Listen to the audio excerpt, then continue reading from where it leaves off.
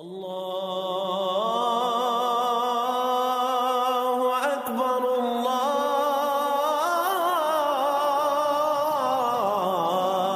اکبر۔ اعوذ باللہ من الشیطان الرجیم، بسم اللہ الرحمن الرحیم۔ فکر اقبال میں تمام ساتھیوں کو خوش آمدید کہتا ہوں۔ آج ہم بات کرتے ہیں کہ علامہ محمد اقبال رحمۃ اللہ علیہ کا نظریہ کیا تھا چاند کے بارے میں۔ آپ جاوید نامہ میں کیا فرماتے ہیں کہ چاند میں کیا تصویر آ سکتی ہے؟ کیا چاند میں انسانی شبیہ ظاہر ہو سکتی ہے؟ اب علامہ اقبال کے نزدیک جس کی شبیہ چاند میں ظاہر ہو جائے، دنیا میں اس کا سٹیٹس کیا ہوتا ہے، یا روحانی طور پر اس کا سٹیٹس کیا ہوتا ہے۔ علامہ محمد اقبال کی فارسی میں تصنیف ہے جاوید نامہ۔ پروفیسر حمید اللہ ہاشمی نے اس کا ترجمہ تحریر کیا ہے۔ اس کو معراج نامہ بھی کہا جاتا ہے کہ مومن کی معراج کیسے ہوا کرتی ہے۔ یہ اسپرچول جرنی ہے علامہ محمد اقبال کی۔ اس کے اوپر تفصیلی طور پر پہلے بھی بات کر چکے ہیں۔ اب اس کے تعارف میں پروفیسر حمید اللہ ہاشمی کیا فرما رہے ہیں کہ علامہ محمد اقبال اپنے لطائف کے ذریعے سے، اسپرچول باڈیز کے ذریعے سے، جو ان کے خزانے پوشیدہ تھے، انہوں نے تقویت حاصل کی، طاقت حاصل کی، اور جلال الدین رومی کے ساتھ جب روحانی پرواز کی، چاند پر گئے، چاند پر ایک بزرگ نے 9 سوال اقبال سے کیے۔ اس کے بعد کیا ہوا، اس کے تعارف میں پروفیسر حمید اللہ ہاشمی کیا لکھتے ہیں؟ فرماتے ہیں کہ جب وہ بزرگوں کے ساتھ بات ہو گئی، اس کے بعد رومی اور شاعر غار سے نکل کر وادی ماہ میں آ جاتے ہیں۔ وادی ماہ کو وادی توسین اور وادی یرغمید بھی کہتے ہیں۔ اب اس چٹان میں، اس وادی میں جلال الدین رومی نے علامہ اقبال کو کیا دکھایا روحانی طور پر؟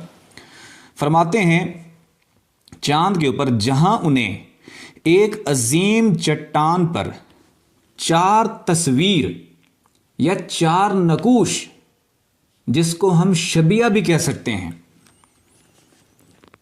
کندہ نظر آتے ہیں، یعنی تراشی ہوئی چاند کی چٹانوں کے اوپر 4 تصویریں تھیں جو روحانی طور پر بلند مقام کے حامل شخصیات ہیں۔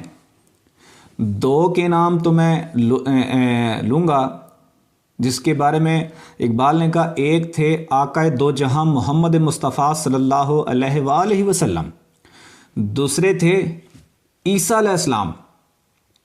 2 کے نام میں نہیں بتا سکتا کیونکہ ہم لوگوں کے ذہن بہت تھوڑے ہیں۔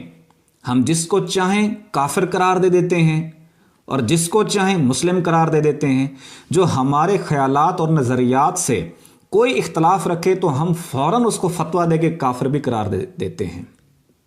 لیکن اقبال کی نظر میں ان کا روحانی سٹیٹس، روحانی مقام، روحانی مرتبہ بہت بلند ہے۔ وہ 2 کا اگر آپ خود ہی اس کا مطالعہ کریں تو زیادہ بہتر ہے۔ یہ تو انہوں نے تعارف میں بتا دیا۔ اب آگے میں بتاتا ہوں کہ اقبال نے خود کیا کہا۔ اقبال کیا کہتے ہیں؟ حرکت بوادی یرغمید کے ملائکہ اور وادی توسین میں نامند، یعنی کہ وادی توسین کی طرف، وادی یرغمید کی طرف روانگی، وہاں روانہ ہوا ہوں، اور وہاں پہ جہاں فرشتے بھی حاضری دیتے ہیں اس وادی میں، اس کے بارے میں کیا فرماتے ہیں؟ جو میں مخصوص لائن جو میں بتانا چاہتا ہوں، کہتے ہیں جہاں وہاں گیا ہوں وادی یرغمید میں، جہاں فرشتے بھی آ کے حاضری دیتے ہیں، وہاں پہ کیا دیکھا؟ اس عظیم چٹان پہ کیا دیکھا؟ فرماتے ہیں کندہ بد دیوار از سنگ کمر، کہ چاند کی اس دیوار پر، اس چٹان پر، چاند کی چٹان پہ، اس دیوار پر کیا دیکھا؟ 4 توسین نبوت، نبوت رانگر، یعنی کہ چاند کے پتھروں سے بنی ہوئی ایک دیوار پر کندہ کیے ہوئے نبوت کے 4 توسین. دیکھیں توسین کا مقصد، توسین کا مفہوم ہی نبوت ہے. یعنی کہ اقبال کے نظریے کے مطابق چاند کی وادی میں یا چاند کی چٹانوں میں جس کی تصویریں آ رہی ہیں، جس کی تصویریں کندہ کی گئی ہیں، یہ کسی انسان کا کام نہیں ہے، یہ خداوند تعالیٰ کا کام ہے کہ جس سے محبت کرتا ہے اور جس کی ڈیوٹی دنیا میں لگاتا ہے، اس کی نشانیاں کائنات میں روحانی لوگوں کو دکھا بھی دیتا ہے. یعنی کہ اقبال کے نظریے کے مطابق چاند میں تصویر آنا ممکن ہے، اور جس کی چاند میں تصویر آتی ہے وہ روحانی سٹیٹس رکھتا ہے، اور جو روحانی سٹیٹس رکھتا ہے وہ من جانب اللہ دنیا پر مامور بھی ہوا کرتا ہے. یعنی کہ جو الحمدللہ ہم سنی مسلمان ہیں، میں خود سنی مسلمان ہوں، امام ابو حنیفہ کا پیروکار ہوں، سنی حنفی بریلوی کہہ سکتے ہیں جو عقیدہ ہے. جو 2 بندوں کا اقبال نے تذکرہ کیا، ہم بچپن سے سنتے آ رہے ہیں کہ وہ کافر ہیں، مگر اقبال نے یہاں ان کا بہت روحانی سٹیٹس بتایا ہے. یعنی کہ جو اسپرچولزم ہے، جو عشق کی دنیا ہے، وہ ان تمام قید سے آزاد ہے کہ بندہ کیا کہتا ہے. اصل مقصد یہ ہے کہ اللہ کتنا چاہتا ہے اس بندے کو. یہاں سے یہ نتیجہ کم سے کم میں اخذ کرتا ہوں کہ چاند میں تصویر آنا کلام اقبال کے مطابق ممکن ہے، اور جس کی چاند میں تصویر ہو اس کی ڈیوٹی من جانب اللہ ہے، اور اس کی مخالفت کرنا ایمان کی خرابی ہے. یہ جو نشانیاں اللہ دکھاتا ہے مختلف سیاروں پہ یا کائنات میں، ان نشانیوں کے سامنے وہی اپنے دل جھکاتے ہیں، اس کے سامنے سر تسلیم ہوتے ہیں جن کے دل پرہیزگار ہیں. جن کے دل پرہیزگار نہیں ہیں وہ ان نشانیوں کا مذاق اڑاتے ہیں، تمسخر اڑاتے ہیں.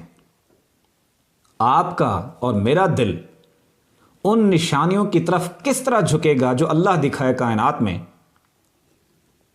اس کے لیے دل کو پرہیزگار کرنا ضروری ہے. دل پرہیزگار کیسے ہوگا؟ آقا دو جہاں محمد مصطفیٰ صلی اللہ علیہ وآلہ وسلم نے فرمایا ہر چیز کی صفائی کا ایک آلہ ہے، قلب کی صفائی کا آلہ ذکر الہی ہے. جو بندہ دل کی دھڑکن کے ساتھ ذکر الہی کرتا ہے، اٹھتے بیٹھتے کھاتے پیتے چلتے سوتے لیٹتے دل کی دھڑکنوں کو محسوس کرتا ہے، اس کا دل پرہیزگار ہو جاتا ہے. اور جس کا دل پرہیزگار ہو جاتا ہے، کائنات میں جتنی خفیہ نشانیاں ہیں یا اللہ نے جو نشانیاں ظاہر فرما دی ہیں، فوراً وہ دل جو اللہ کے ذکر سے منور ہو اس نشانیوں کے سامنے جھک جاتا ہے. اگر دل نور سے اور ذکر الہی سے خالی ہے تو اللہ کی نشانیوں کے سامنے نہیں جھکتا، الٹا مذاق اڑاتا ہے اور خدا کے قہر اور جلال کا باعث بن جاتا ہے. آئیے یہ کانسیپٹ جو اقبال نے دیا، چاند میں تصویر کا آنا ممکن ہے،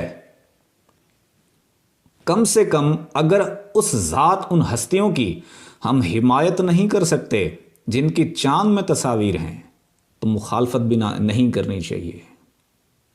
اس چیز کو سمجھنے کے لیے، اس رمز کو سمجھنے کے لیے دل میں نور کا ہونا ضروری ہے.